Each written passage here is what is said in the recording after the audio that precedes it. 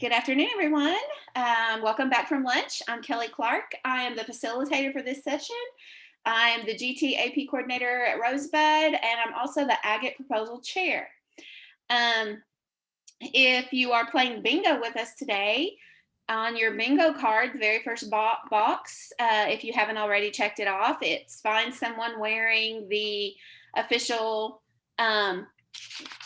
what's the exact words? Agate zooming with friends. So here's the shirt. You can check it off if you haven't already. Questions, if you have questions, you can put it in the chat and I'll kind of keep monitoring that. And we'll also have a Q&A at the end of the session. And I am going to go ahead and turn it over to Shelby Rains, and she is going to take it from here. Hello. Yes, my name is Shelby Rains. I am a gifted and talented facilitator in the Springdale School District, and we are here for Looking Smart, SMART, how to create your own units for project-based learning in the GT classroom. Because as wonderful as it is to have all of these paid options, sometimes you just need to get one that you don't have to pay for or copyright. So I want to walk you guys through my process of creating my own, and I'm also sharing with you all of what I have created. You are free to make copies of it. Every link that I give to you should force a copy. Please don't edit that link so you can edit the actual document. Please let it force the copy. That is in the chats. There's a Word doc or Google Doc actually, and it has the links in there and gives you kind of the overview. It also has a link to the presentation as a view only. So you are welcome to use that if you'd like. Just please make your own copy, of course. So a little bit about me. Let's see. Oh, there we go. Hello, I'm Shelby Rains. I'm a gifted and talented facilitator. This is my 7th year of teaching. It is my 5th year of teaching, no, my 6th year of teaching GT, and my 3rd year in this position as a just gifted and talented facilitator, and I am loving it. And here are some of my favorite things. I love podcasts and Diet Coke and memes and Baby Yoda. And then also unicorns and fairies and rainbows and glitter and holographic glitter stuff. That's a good one. TikTok. I'm obsessed with TikTok right now, but my husband made me delete the app, so I have to get it on like Instagram and YouTube. So I have my workaround for the TikToks. And Bitmoji, as well as the cry laugh emoji. I know that's contested right now. Everyone's saying if you like the cry laugh emoji, you're old. Well, I'm old officially. It happened and I'm okay with it. So this is me. This is a little bit about me. I really like this slide deck. So I just want to go back really quick. Look how pretty it is. And I want this to be my aesthetic. I want to be like, oh, calm and beautiful, but I'm not. I am this. I am unicorns and rainbows, and that's okay. I'm embracing it. So that's me. All right, so the inspiration for project-based learning in my gifted classroom are the amazing John Spencer and AJ Giuliani. If you have not read their books, you should definitely read their books. They are amazing. I unintentionally went through the launch process, so I want to show you what that looked like for me. Vintage innovation is amazing because it focuses on the skills we should be teaching our students, not just the technologies we should be teaching them.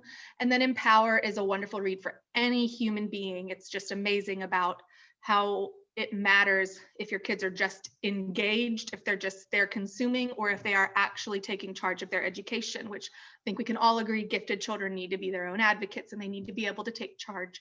So those are 3 wonderful resources. They both have podcasts and they both have YouTube channels, so you can go on there and find just little snippets. Their infographics are wonderful, and here is one of those infographics. It's the launch cycle.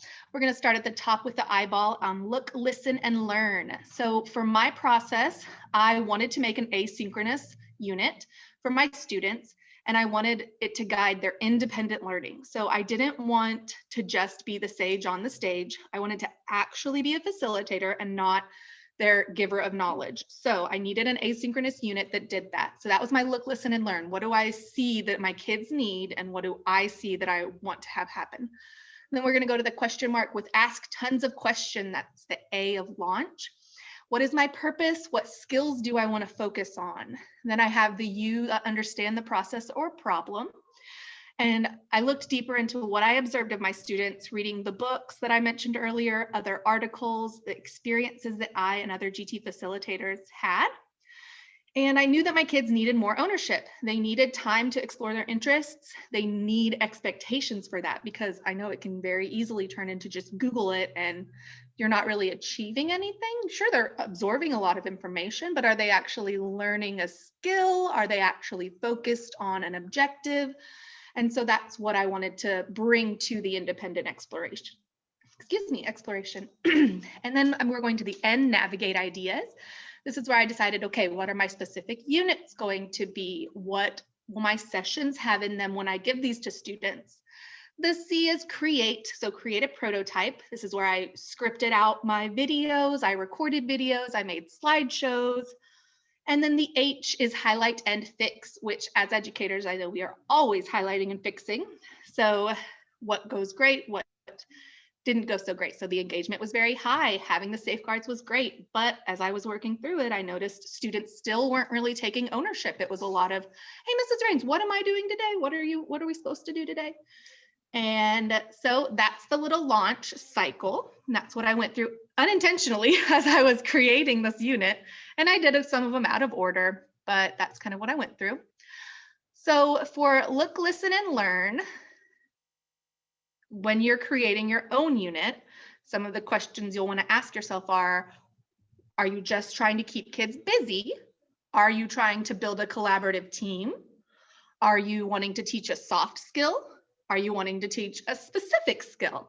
Is it critical thinking? Is it affective development? There's no right or wrong answer here, but you want to be clear about what is needed by your students and what you're intending to give to them.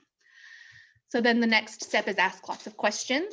And again, be intentional. That's a big theme of creating any unit. As I'm sure you all know, you've all created things for your students. And if you come up with just a fun idea, that's all it is. It's just fun. And you really want to make sure that you're able to be specific and intentional in your teaching and with your time. I know we don't have very much time, so that's always good to make sure you're using it wisely.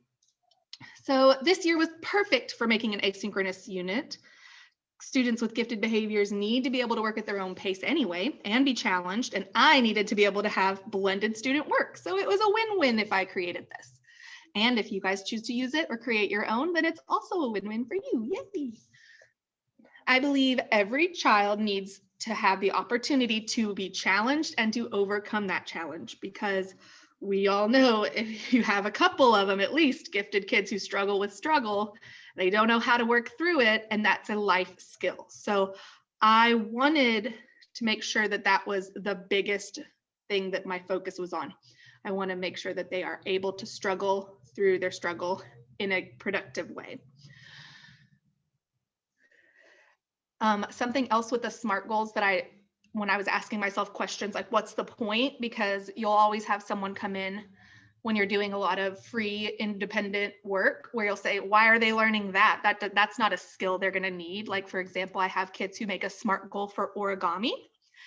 And sometimes they'll be like, well, they don't need to know origami. And it's like, the origami is not the point. The point is the skills they're building while they're struggling through origami, because it's hard.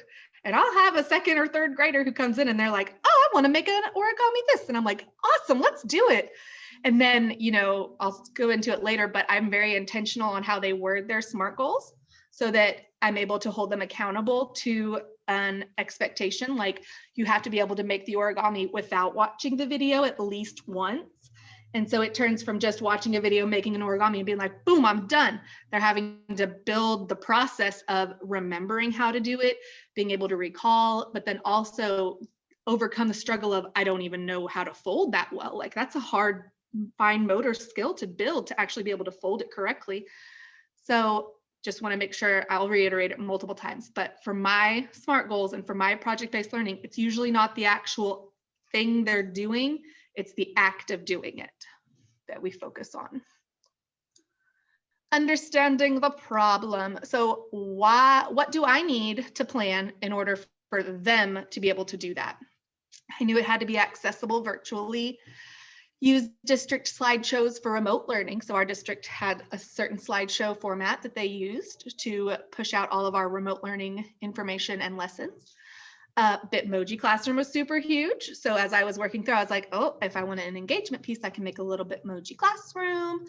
And so I decided to create slides that they could read and watch and respond to in order to get the basis for what they needed to then go into their SMART goal. So my whole unit isn't an actual their goal, it's building their understanding of a SMART goal and writing a SMART goal to then go forward and work on that SMART goal.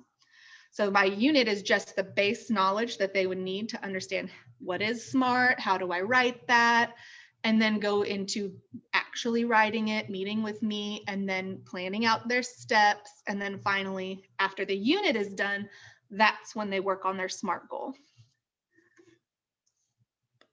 So not only did I want them to know the information, I wanted opportunity for them to explore their interests, reflect on what they're doing and if it's working or not, or if they're actually being challenged, because that's a big thing for my students.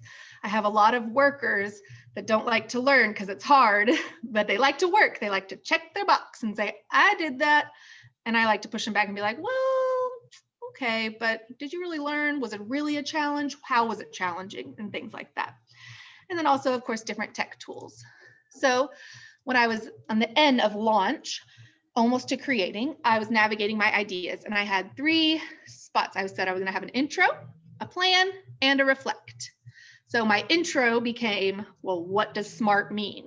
What are the areas of GT? How am I going to relate it back to GT if I don't know what GT is supposed to be learning? 3 is how to brainstorm my ideas. And then 4 is expectations of the goal and how to write it. And as we move forward, I even talk about how I would rearrange this again after I've used it. But this is where I was at whenever I created this. So it's always fluid and always moving. So don't feel like, oh, well, it has to be exact. It doesn't have to be exact. It can go in any order you want. Then my plan became, okay, first you have to plan your materials because I needed time to go get those materials if we didn't have them.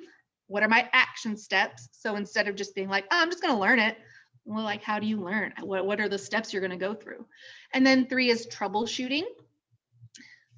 Then I go into my 3rd section, which was reflect. We have what I call a collect and reflect portfolio, where they take pictures of what they're working on, they insert it, and they write a reflection piece with a date so we can go back and look at their progress throughout their GT time.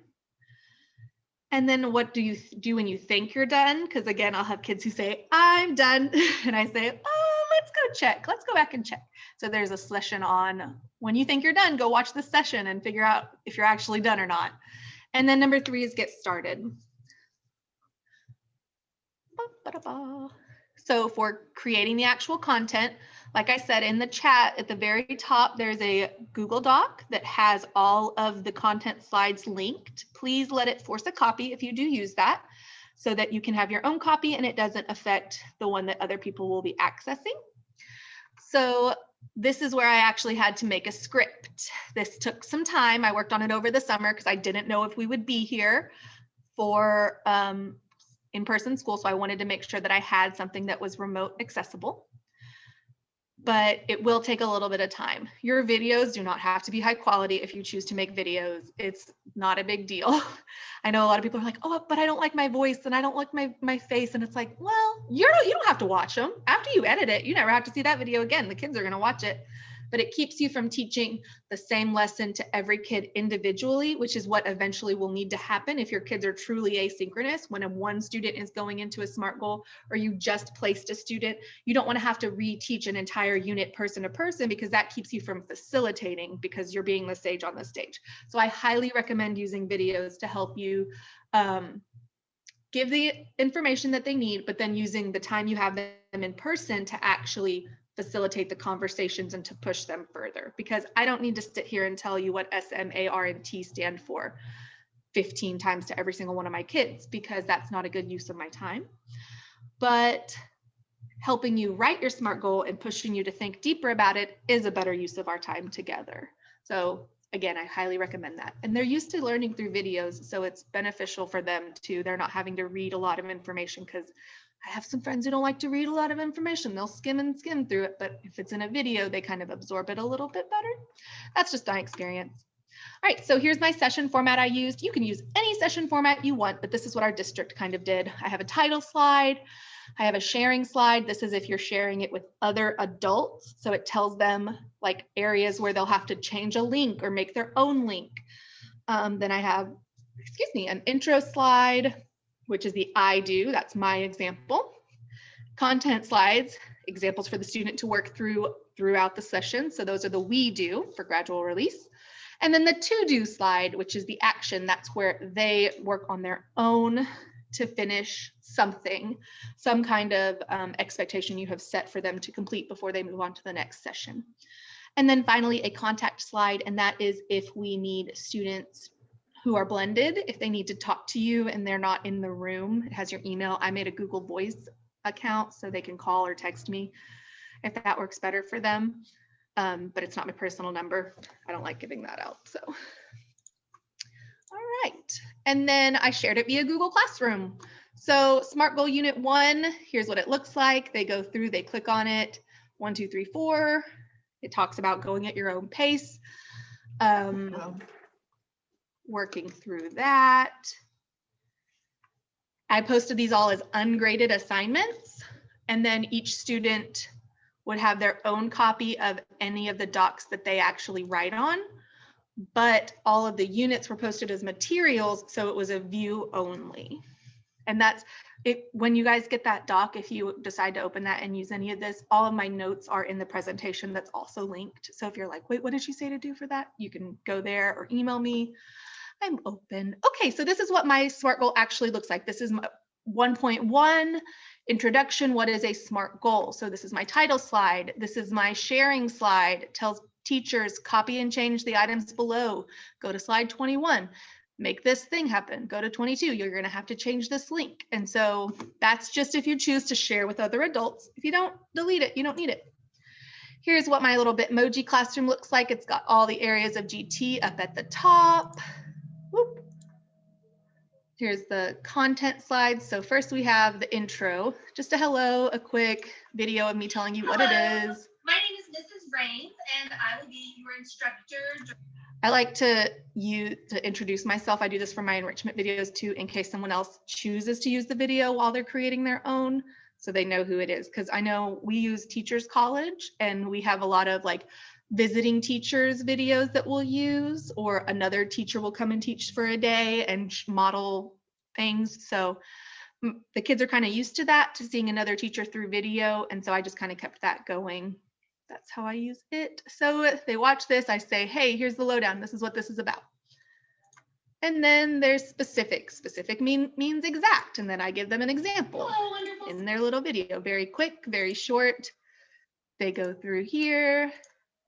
Then we get to the to-do list. There's a Flipgrid icon. I link this to an activity that actually asks them, what does SMART stand for?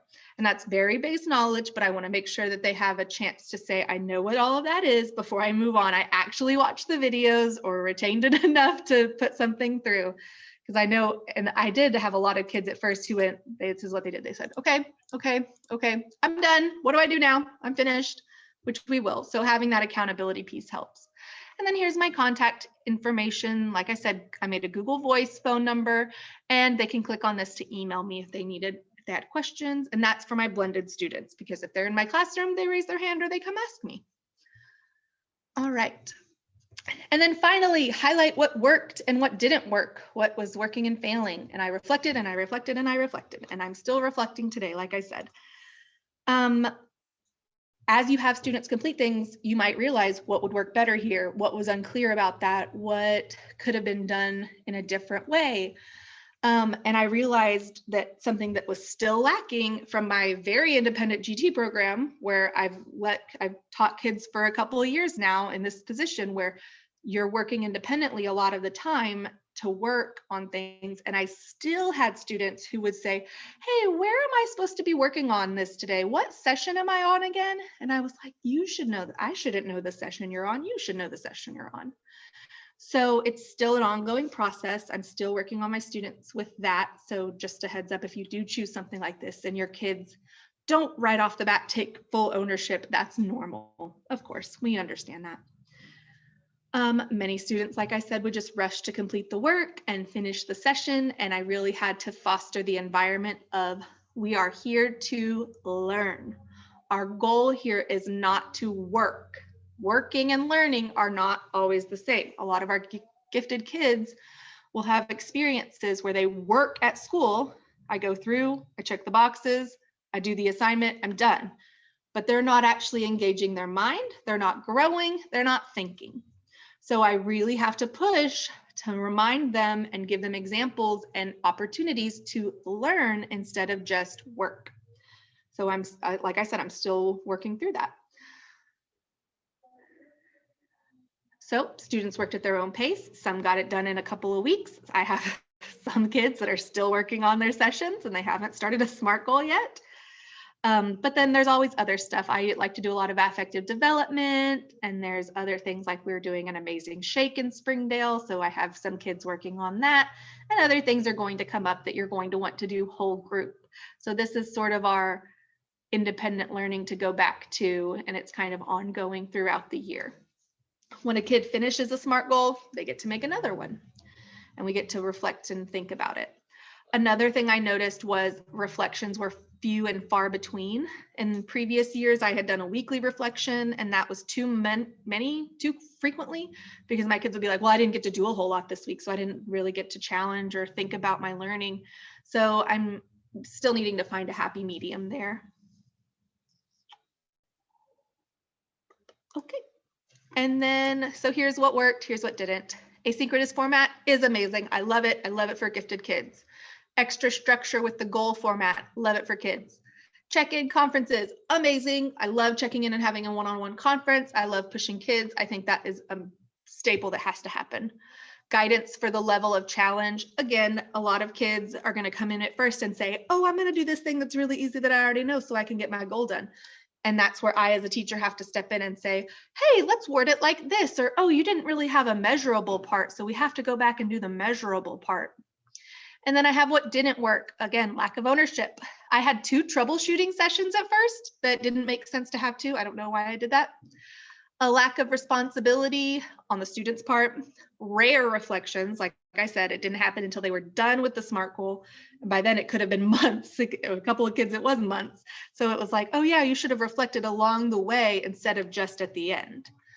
And add at the end of the session, you will at the beginning to clarify goal sessions. Yes, I wish I had put in the very first slide after the title slide, here's what your goal is. You need to be able to say this. And then when they get to that last slide, they already kind of know, because I had some kids who would watch and read and go through to the end and then be like, oh, wait, I was supposed to be able to say all of that. Oh, I didn't know that. Now I have to go back. And then it was a kind of like a motivation issue. So giving that at the beginning so they're aware of what their expectation is before they go through the whole slideshow could save you a little bit of headache. I want to go back before I go to there and go through what SMART stands for, again, just in case you're not familiar. So S is specific, and when you're writing a SMART goal, I make a sentence for each of these. So specific means exact. So when you are specific, I know exactly what you mean. So in my example, I say paint. Like, I want to learn to paint. That's not specific. What do you want to learn to paint? And then I use my example of pet portraits. I want to learn to paint pet portraits. That's more specific. And measurable. Measurable means, wait for it, you can measure it. Whoa, mind blown, right? Not always in inches or centimeters. Measurable means we know when you have achieved your goal. So some of my students do have a number, like I'll know I'm done when I have folded 4 paper cranes. But other times it's, I'll know I have completed when I have completed the entire tutorial or done all of the lessons on the code.org page, things like that. Attainable means you can do it. This is just a sentence that I have in there that I use to hold kids accountable. I know I can do this, but it will challenge me, because why is this going to be a challenge for you? Maybe they've never done coding before. Maybe they've done some origami, but not this origami, things like that.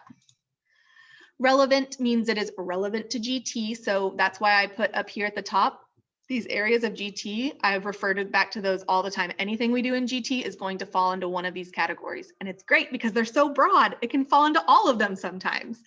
So they have to make sure that their goal ties back. So if they're doing a painting, they might say, oh, this is creative thinking because I'm going to be using my creative brain to make this new thing. Or sometimes they'll say it's critical thinking because I have to follow this tutorial. So I have them make sure they say why it fits into those. That's a mistake I made in previous years.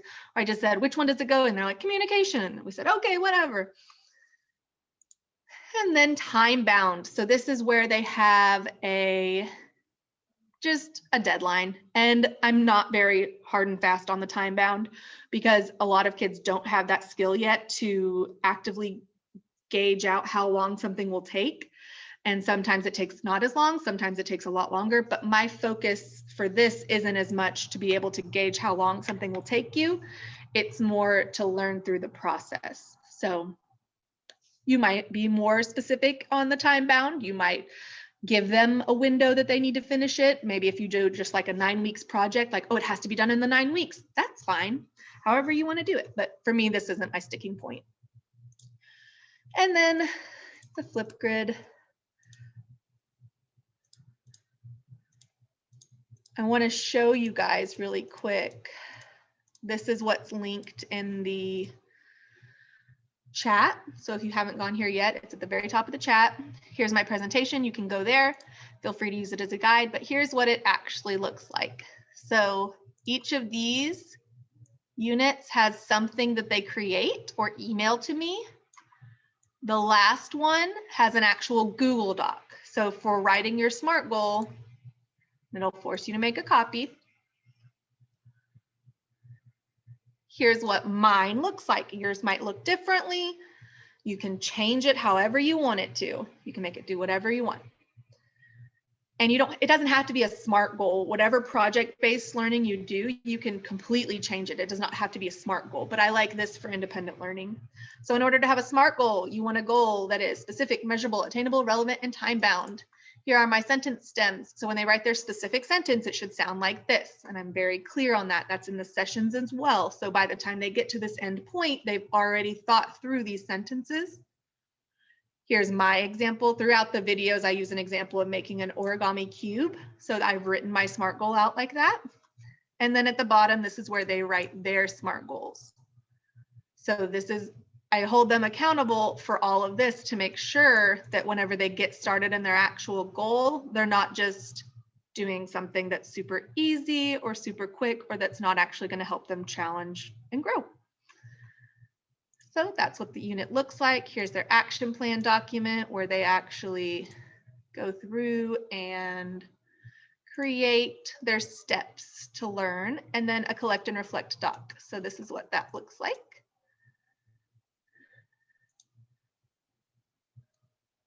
Make a copy. And then, like I said, I really like Bitmojis, so I put all of those in there. You can change it, take it out, delete it, doesn't matter. So this portfolio is for you to pause and reflect on your progress in GT. Try to think deeper than just it worked or it didn't work. And I've given them some prompts here. You can use this Google Doc to write your reflections, or you can write them on paper. That's for the kids that are blended. Excuse me. Date, picture, and something really cool about Google Docs, if you insert a picture from, do I have any pictures? Sure that I do. Probably not. Oh, here, we'll use this one. It resizes it to be smaller, which is really cool because I know some kiddos have trouble dragging and dropping and it takes time and then it goes different places. So if you click in a box and insert it in there, it automatically resizes it, which is really neat. And then they write their reflection over here. So I like that for the progression. But like I said, this year, I think I dropped the ball on that. Okay, that was a lot of me talking.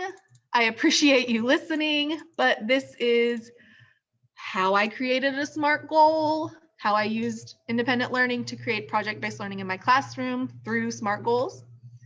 So do you guys have any questions? I've included here, this is my Instagram and Facebook at Everyday Enrichment, my work email, my other email. So you can feel free to email me if you have questions or want some help or tips.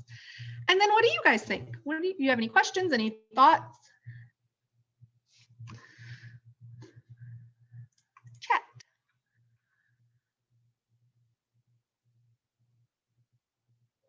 Yep, the handouts on Sketch. And then at the very, very top of the chat, if you go all the way up, I don't know if it does that if you haven't been in here. I'll do that again, sorry. So that document that I just shared is that handout, but it's a Google Doc, PDF, Google Doc, either way. Of course. I think this is the year to share, if we were ever to share.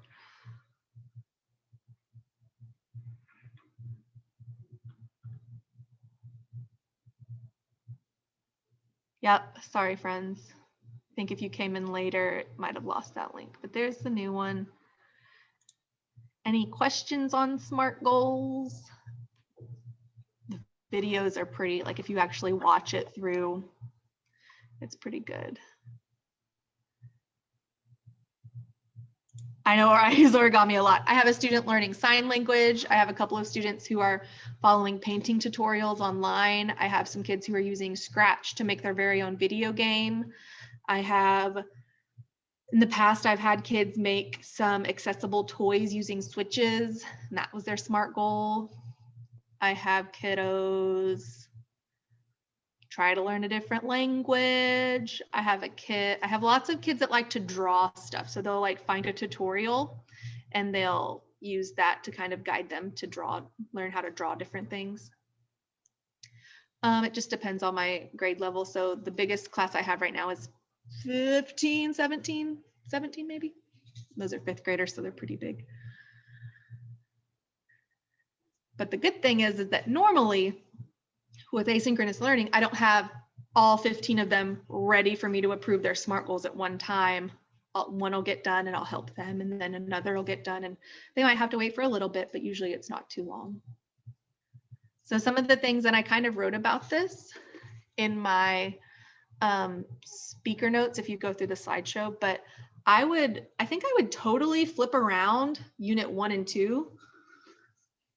I think I would put my collect and reflect first and work on that, and then have them, the last thing they do before they get started is write the SMART goal, because I think I extinguished a few flames whenever they would say, okay, I wrote my SMART goal, let's go. And I'm like, oh, sorry, there's still another unit or 2 for you to go through. So I think that's another thing. I would probably rearrange that so that there's not so much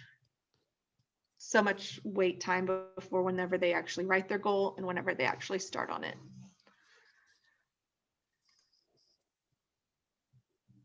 But it can be done in any order you want.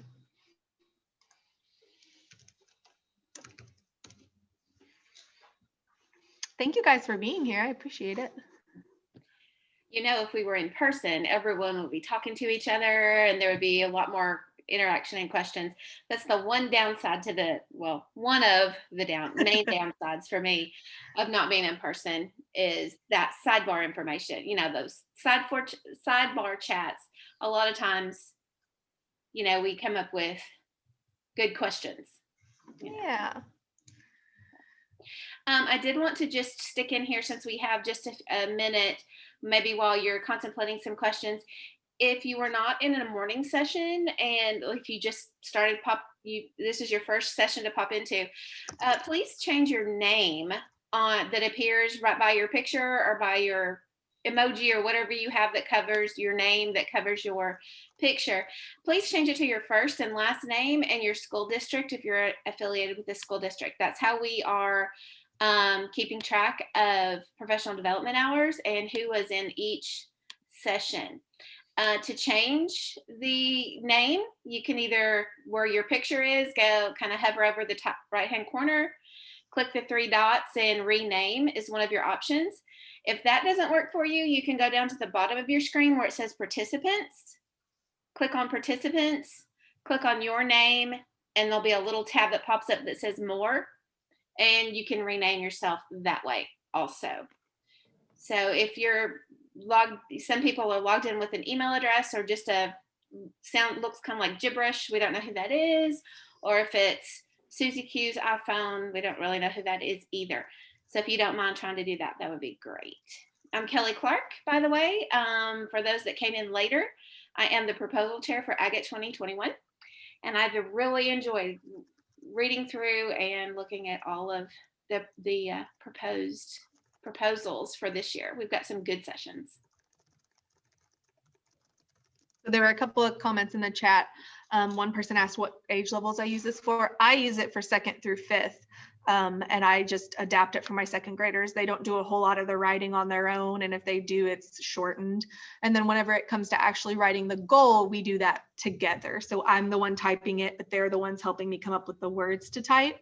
So it's still held to the same level of detail, but they're not having to sit there and be like, I don't know what that word is or how to spell it or what it's supposed to look like, because that's not my focus. My focus isn't their writing right then. It's helping them pick a goal that's going to actually challenge them. Someone else asked, why do I teach other units while they are creating their SMART goals? Yes. So some days they'll come in and I'll be like, okay, guys, we're doing our affective development. In fact, I have agendas that we have an agenda every week. I make it on like Canva. And let me show you what that looks like. Agenda. When they come in at GT, this was part of the ownership, was they would have an agenda every week and it would stay the same. And then these are my 2 big areas, because pretty much any of the other areas will fit under independent learning, but a lot of kids won't choose affective development. So I think it's better to just make sure everyone gets the affective development. So we have a social emotional learning journal this year that we do. I got it off Teachers Pay Teachers, from Pathways to Success. It's amazing. And we're doing self-awareness. They have awesome Facebook as well. So yeah, we have an agenda and they get to choose when they do what. The affective development is also asynchronous. So there's videos and activities. And then if we're in class together, we come together and talk about it. And then they get to work on some days I tell them exactly what we're going to work on. I've started doing affective development on Fridays, but sometimes like earlier in the year, they could pick which one they did. So I typed it as Pathways to Success. Can you see it right there? Pathway to Success. They have a Facebook as well. They're really good for affective development. They have a digital version, but I really don't like the digital ones who make it's like the size of a paper, which is hard for kids to read, I think, because it's cool that it can look like a piece of paper, but it's harder for kids to read it whenever they have a computer screen that's horizontal, you know? So I just kind of screenshot it after I bought it and made my own little slideshow from it. So that's what I do. But like I said, my main focus in my classroom is independent learning.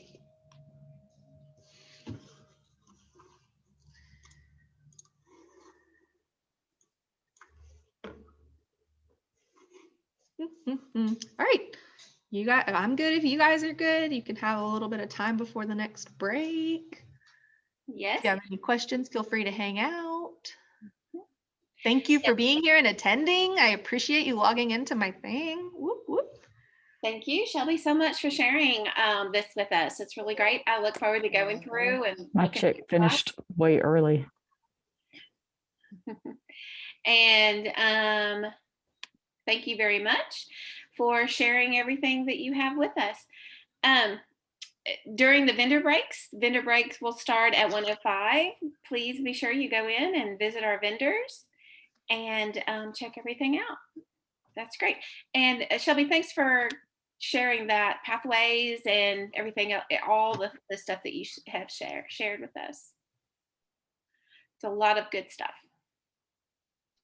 Of course, I am happy to share. I think it's impossible for any one person to do everything all the time. So if we can help each other out, I'm on board for that. Let me look up what their Facebook is. Someone asked that. It takes more than a village when you're teaching GT. It takes. Yes. Oop. That's what it looks like. Okay.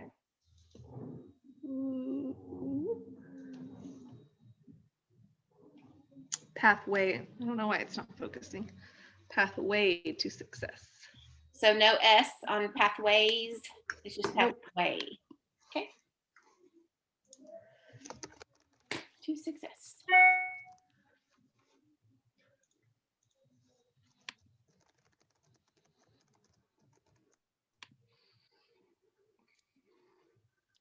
And stop sharing too. Okay. Shelby, so if you're finished, that gives you a few extra minutes to stretch your legs. I do encourage everyone to get up, move around, and then go visit our vendors and then come back for session 5, beginning at 1:25. Vendors are 1:05 to 1:25. So it'll be great. Thank y'all. Thank you.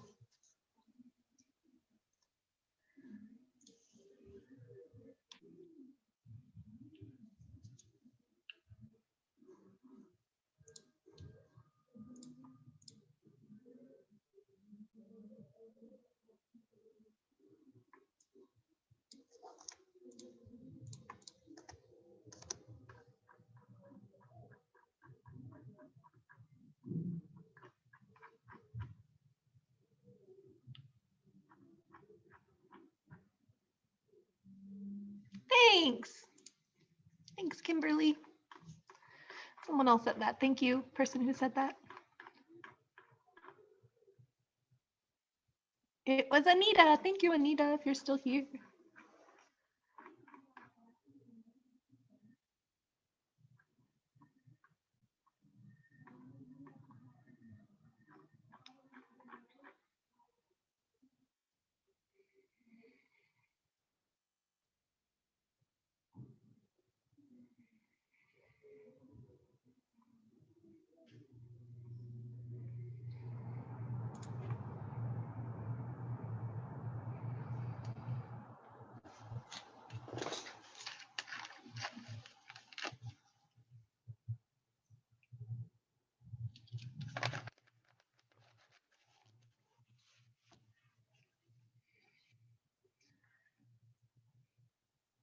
I think I'm going to wrap this one up, stop recording, and of course it'll be available for like 2 weeks after AGATE for all attendees to go back and look. Thank you so much. I appreciate you.